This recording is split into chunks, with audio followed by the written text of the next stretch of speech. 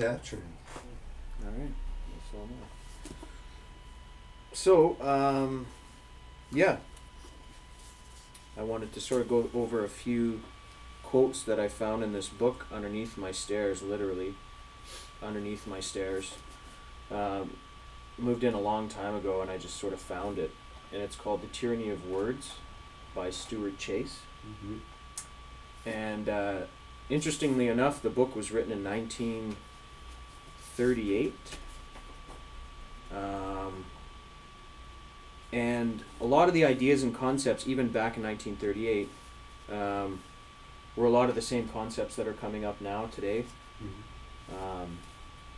Yeah, one interesting quote that it says is what your interpretation of idealism is, which I thought was pretty interesting because he asks all of his friends, and each of them have their own interpretation on what idealism is, Mm-hmm. which can range from one end of the spectrum all the way to the other, like fanatical, altruistic. Somebody here?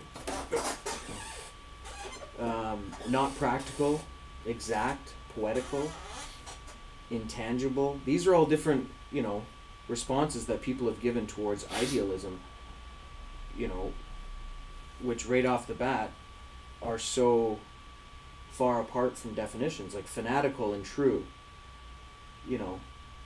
I would say those are, exact and poetical in regards to idealism. Anyways, it was just sort of interesting how... People are usually fanatical about truth, what they think is the truth anyway. Well, yeah, and that's what he says here. He says, I thought I knew what idealism meant, but it's, Mm-hmm. and he thought with confidence what he knew what it meant, but obviously after seeing 20 other people's opinions on, He also writes this little quote here that says, those who know do not tell, and those who tell do not know, which I thought was pretty interesting. That can be interpreted in so many ways. Mm-hmm.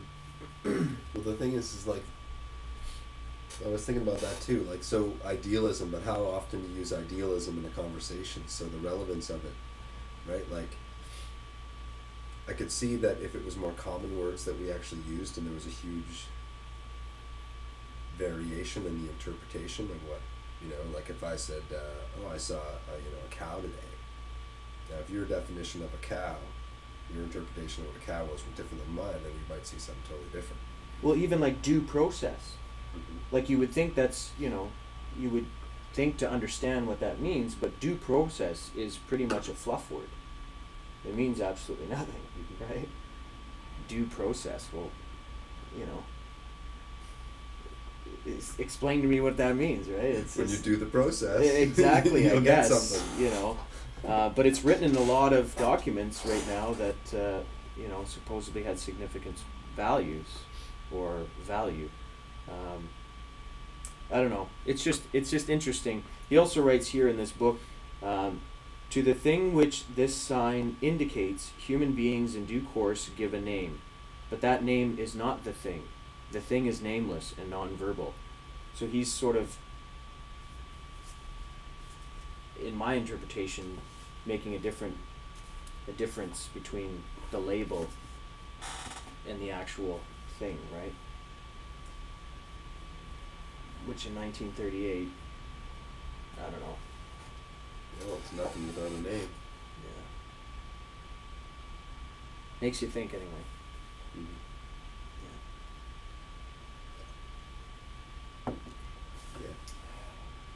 That's why you need more words, right? Because even just like with the cow thing, it's like, well, I can say a cow. Now you think of a cow. I mean, we know what a cow is, but now what kind of cow is it? Because there's lots of different kinds of cows. Right? Black cow, gray cow, black and white, brown, Jersey, milk, beef, Indian, big horn, little horn, like. Yeah. So.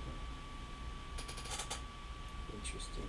That's why I guess they're dumbing it down. It's like the vegetables that you get in the store. There's one kind of tomato, one kind of cucumber, one kind of pepper.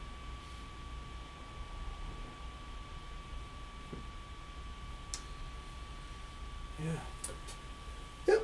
Well, that was exciting. Yeah, so that was my take for today, The Tyranny of Words by Stuart Chase. Really interesting book.